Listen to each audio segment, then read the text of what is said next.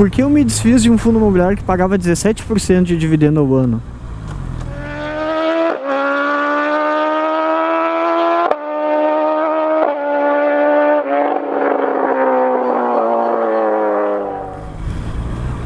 Salve, salve família, tudo bem com vocês?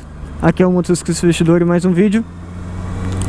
E é isso mesmo, pessoal. Esse ativo aí eu não mostrei na carteira pública porque isso aconteceu antes de eu ter carteira pública, tá?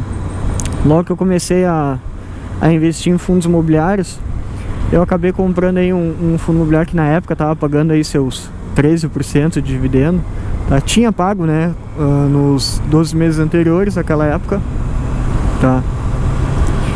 E por que eu vendi ele? Eu vou falar para vocês contextualizar aí por que eu vendi e por que foi a melhor decisão que eu poderia ter tomado, tá? Era um fundo imobiliário do tipo tijolo. Quem já investe aí talvez conheça aí o Macaé, o XPCM11. Sim, eu acabei investindo nesse fundo, tá? E ainda tem pessoas que investem nesse fundo, eu vou falar o porquê também. O que acontece? Era um fundo que estava pagando aí um dividend yield alto, né? Eu tinha usado o filtro de dividend yield para pesquisar alguns fundos imobiliários, né? Mas eu não cometi o erro de comprar só por causa do dividend yield, tá, pessoal?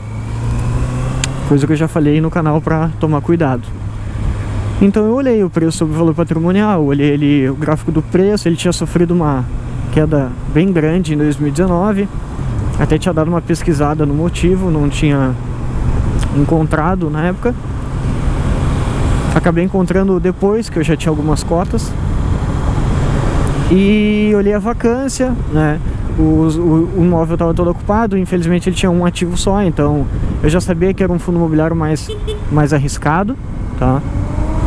Por ter apenas um imóvel. Então assim, tudo estava muito bonito no fundo imobiliário, tirando isso, que tinha um imóvel só.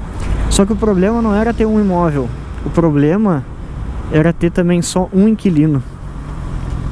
Isso que era o problema. E aí o que acontece? Por que teve essa queda acentuada aí, se eu não me engano, em 2019? Vou colocar o gráfico aí pra vocês. Porque o único inquilino, que era a Petrobras, tinha anunciado que ia acabar saindo do imóvel, né? E antes da hora até, se eu não me engano, antes do previsto, né? E aí acabou caindo bastante. Então ele não estava pagando um dividendo muito alto porque estava pagando um valor muito alto. Ele continuou pagando, pagava bem até, mas o valor foi diminuindo, foi perdendo o valor, as cotas foram ficando mais baratas. E continuou pagando o mesmo valor de dividendos todo mês. E isso acabou elevando o dividend yield, né? Acabou ficando lá em cima. E aí quando a gente olhava, aí parecia uma baita oportunidade, com o score conversível. Bom, eu acabei comprando o fundo aí por 50 e poucos reais, mais ou menos, tá? 55, 56 cada cota. E a minha grande vantagem é que, mesmo eu tendo comprado o fundo imobiliário, e eu faço isso até hoje, eu continuei estudando e descobrindo mais coisas, porque eu tenho já um conhecimento que eu consigo andar com minhas próprias pernas, investir, né, sozinho, mas o tempo todo eu estou aprendendo coisas novas, eu estou buscando mais conhecimento. E em vez de eu tentar aplicar esse conhecimento em outros ativos que eu ainda não tenho, eu aplico na minha carteira. Eu vou tentando descobrir mais ainda sobre o que eu sou sócio, tá? E tem um grande valor nisso. Foi isso que acabou impedindo de eu perder dinheiro, e até ganhei dinheiro com esse ativo. Porque eu ganhei os aluguéis, né, dos meses que eu fiquei. E quando eu vendi a cota aí por um pouco acima de 60 reais, tá?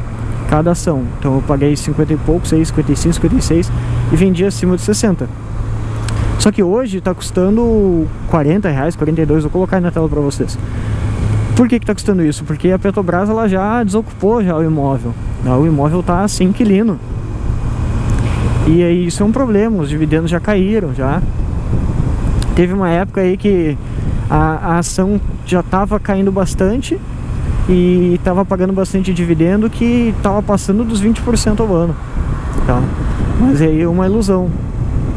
Então assim, acabou que eu não perdi dinheiro, mas eu poderia ter perdido bastante por um detalhe de não saber quem eram os inquilinos, né, do fundo imobiliário. Então isso é algo muito importante para saber.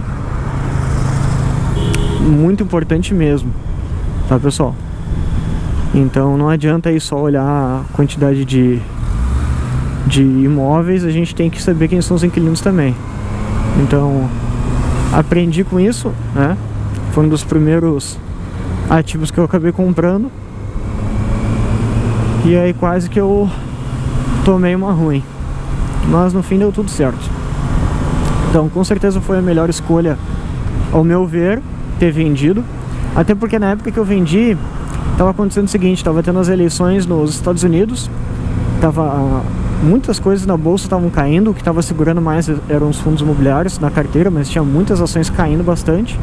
E aí eu peguei esse dinheiro do XPCM11 e aloquei em vários outros ativos que eu tenho até hoje e que eu acabei pagando bem mais barato. Comprei Itaúsa aí a R$9, acabei comprando outros ativos aí. Comprei Taesa a menos de 30, por uns 28 mais ou menos. Lembrando que não é recomendação nenhum dos ativos que eu tô falando, né, tá? Nem de compra nem de venda, eu não tô recomendando. Eu tô explicando pra vocês o que aconteceu, de modo que vocês aprendam com isso, tá?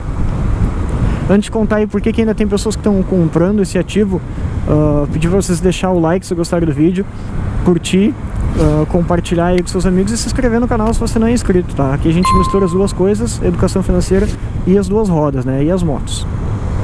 Então, por que ainda tem pessoas comprando esse fundo imobiliário, na minha opinião? Eu até nem vi a liquidez dele, nem sei quanto que tá, mas vou colocar aí pra vocês. Deve estar baixa provavelmente, mas o valor patrimonial desse fundo tá aí na casa de 70 e poucos reais, tá? Então, tipo assim, o patrimônio, o que vale esse imóvel, se for dividir aí o valor do imóvel pelo número de cotas, dá aí os 70 e poucos reais. E ele tá sendo negociado por 40 e poucos. Então, se for pensar em relação ao valor patrimonial, tu tá pagando barato por um imóvel que vale bem mais. Só que aí tem essa questão aí de localização, de não ter inquilino. Então, quando que vai ter outro inquilino? Eu não sei, tu não sabe. Então, tipo assim, se for para correr esse risco, eu prefiro correr o risco em criptomoedas, eu prefiro correr o risco em outros fundos imobiliários ou até outras ações de tecnologia, né? Como a Cash3 até, por exemplo. Eu prefiro muito mais correr o risco de uma empresa de tecnologia. Então, mas essa é a minha opinião, tá? Não é recomendação nem de compra nem de venda. Eu não sei se vocês concordam comigo. Quem concordar ou discordar também, coloca aí, vamos trocar uma ideia. Lembrando que não existe bala de prata, não existe fórmula mágica de investir, pessoal. Tem algumas coisas que eu acredito que a gente deve seguir sim, tá? Mas não existe fórmula mágica não. Então, é isso aí, pessoal. Acredito que eu passei a mensagem pra vocês. Eu vou ficando por aqui. Um abraço, até mais e tchau, tchau.